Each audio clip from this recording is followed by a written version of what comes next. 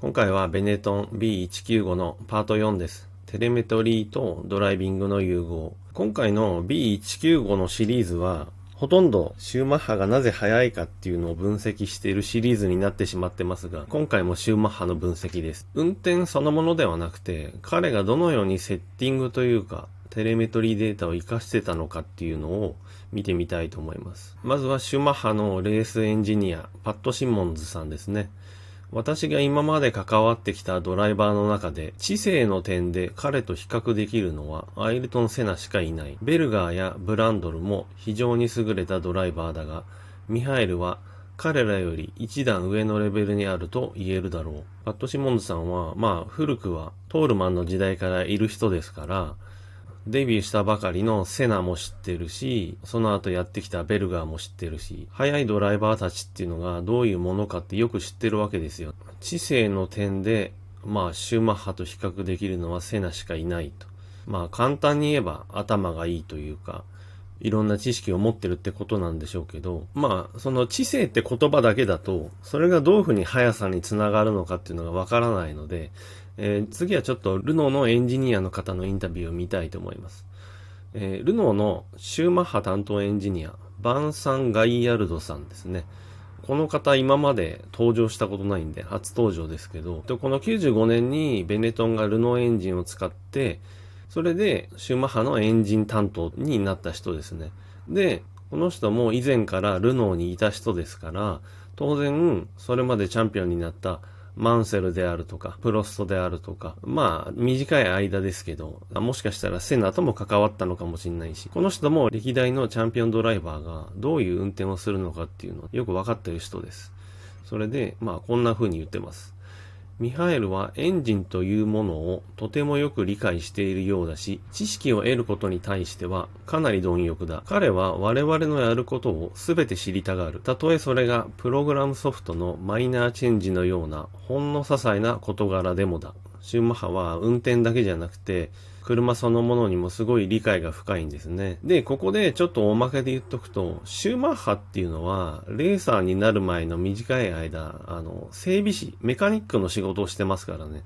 もちろん F1 カーじゃないですけど、普通の車だったら分解したり整備できるんで、根本的に車というのがどういうものかよく知ってるというのをちょっと覚えておいてください。しかも我々のやることを全て知りたがる。それがプログラムソフトのマイナーチェンジのようなものでも、これ地味なようでシューマッハの速さのとっても重要な部分なんですね。このコンピューター絡みのこと、次のページでも言ってます。ミハエルにとってコンピューターは日常生活の一部なんだ。彼は自分がコックピット内で感じたことを正確に覚えているし、コンピューター画面上で自分が意図することを適切な言葉で表現することもできる。テレメトリーの結果に合わせて常に的確に説明することができる。シューマッハはコンピューターというかね、データというものを非常によく理解してるんですね。で、ここで皆さんに想像してもらいたいのが、これ1995年の話ですよね。これ世の中の普通の人間が使うコンピューターって考えると、ようやく Windows 95というものが世の中に出た時代ですよ。なので、世の中の普通の人はもう90何%の人がパソコンなんて触ったことがないという時代ですよね。それなのに、シューマッハはまずコンピューターというものに慣れ親しんでいるという感じがしますよね。で、しかもデータロガーのデータを分析して、それを自分の走りと一致させて、ちゃんと説明ができるってことですね。間違いなくシューマッハは自分で何らかのコンピューターを買って、データの扱い方であるとか、そういう分析方法とかを自分で勉強したんだと思います。トップドライバーはいちいち、僕はこんな勉強してますなんて言いませんから、言ってないだけで、ライバルに対して少しでも早く走ろうと思えば、勝手に自分で勉強しますからね。なんで、彼はコンピューターというか、もっと言ったら、その走りのデータロガー、データベースみたいなものをちゃんと読み解けるように、訓練というかね、何か勉強してんだと思いますね。それによって、自分が走っておかしかった箇所とか、メカニックに訴えたい箇所を具体的なデータで説明ができるんでしょうね。ミハエルのドライビングスタイルは非常にテクニカルで現代の F1 マシンに完璧にマッチしていると言える。シャーシの動きについても空力と機械の両面から正確に把握しているし、エンジンについても同じだ。F1 マシンのドライビングというかね、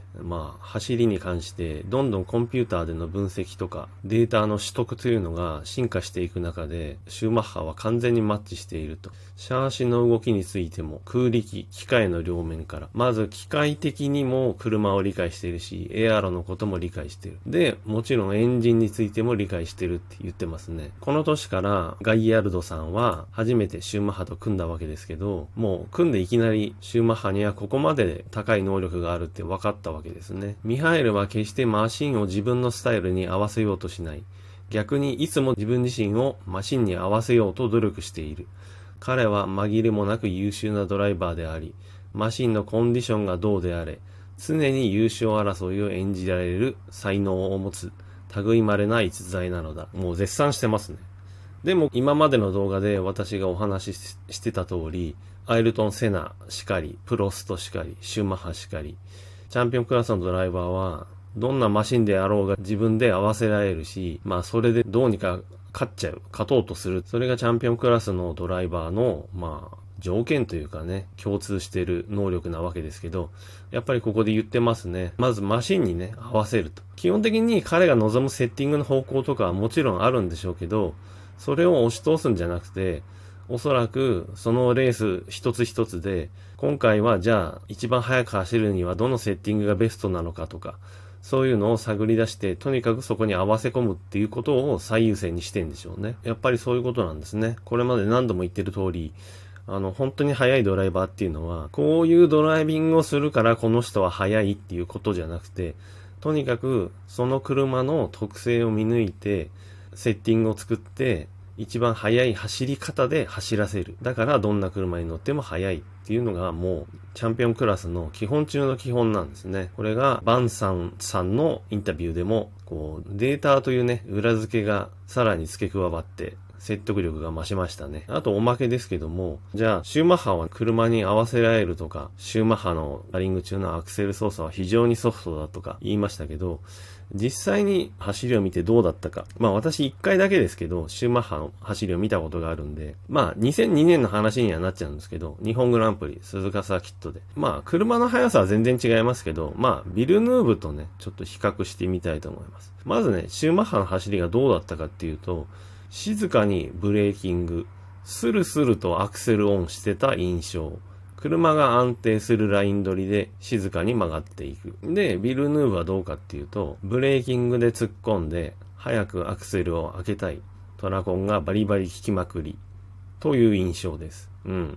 シューマッハの方は、見た目で言うと、なんか全然速く見えないんですよ。シューマッハ来たなっていうと、ブレーキングが深いっていう感じもしないし、なんかすごいスピードで曲がってくって感じでもなくて、とにかく車に無駄な動きをさせないように、しれーっと曲がってくって感じなんですね。で、もちろんタイムは実際は速いんですよ。速いんだけど、見ててもあんまそういう風に見えないっていうか、車の速さも全然違いますけど、ただドライビングのタイプとしては、ビルヌーブは真逆でしたね。もうブレーキングでドカーンって突っ込んできて、どうにか曲がって、で、この時はね、トラクションコントロールみんなついてますから、とにかくもうトラコン効かして、バリバリ言いながら、さっさとアクセル開けるみたいな。言っちゃえば雑なように見えました、私には。いくら車の速さが違うと言ってもね、ドライビングのタイプとしては全く違いましたね。何の共通点もありませんでした。私が思うには、車を無理なく速く走らせる最適解っていうのがシューマッハなんだなというふうに思ったことをよく覚えてます。これが B195 のパート4の話です。パート5まで作れるかどうか、ちょっとわかんないんですけど、何しろ B195 って情報が少なくて非常に難しくて。はい。ごめんなさい。今回で終わりかもしれないですけど。またなんかマニアックなネタを探して、多分 F1 になると思いますけど、動画作りますので、はい。よろしくお願いします。コメントありがとうございます。いつも高評価もありがとうございます。本当に皆さんがコメントくれて、高評価をしてくれることで、動画のね、評価が上がって、いっぱいYouTube 上で拡散されて皆さんに見ていただけることになってますので、必ず皆さんやってくれてるんで、はい。大変感謝しております。チャンネル未登録の方いましたら、ぜひ登録もお願いします。はい。また次回も頑張りますので、よろしくお願いします。